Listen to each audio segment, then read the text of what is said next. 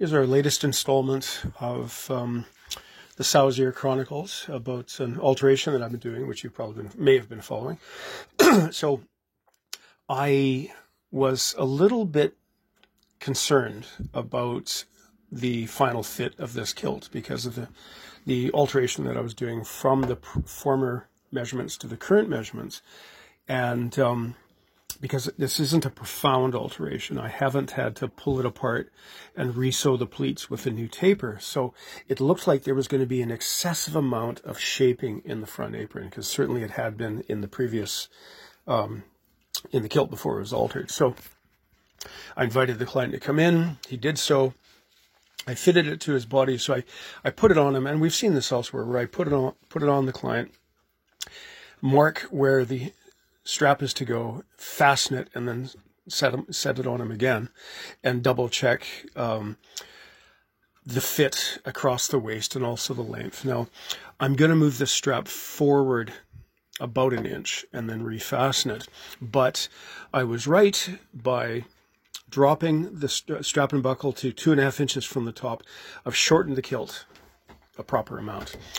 And the next stage, having put it on him, buckled it up, I just brought, see, here's the whole front apron opened up.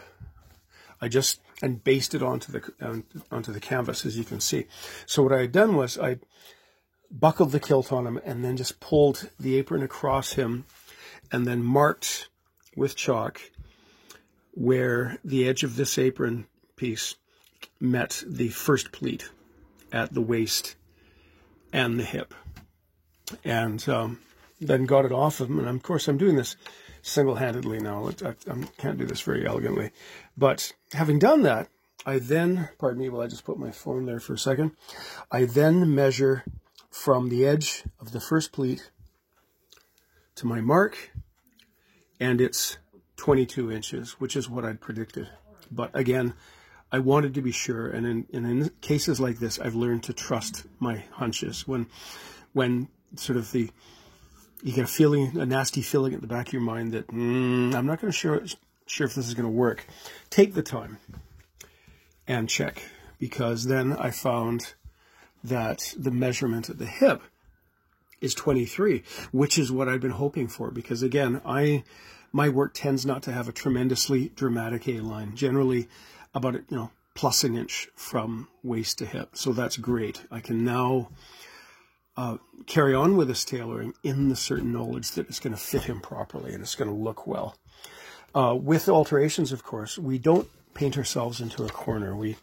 It's like the Hippocratic Oath, first do no harm. So I'm not removing any cloth from this kilt. But now that the edge of the kilt is there, I can do a proper fold over.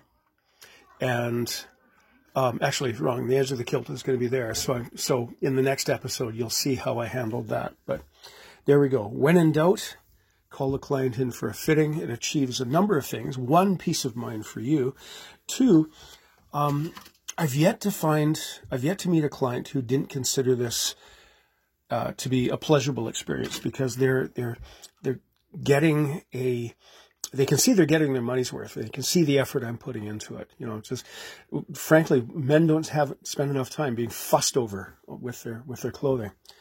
So there we go. I'm going to carry on with this, and I'll report in later when I've got something new to say.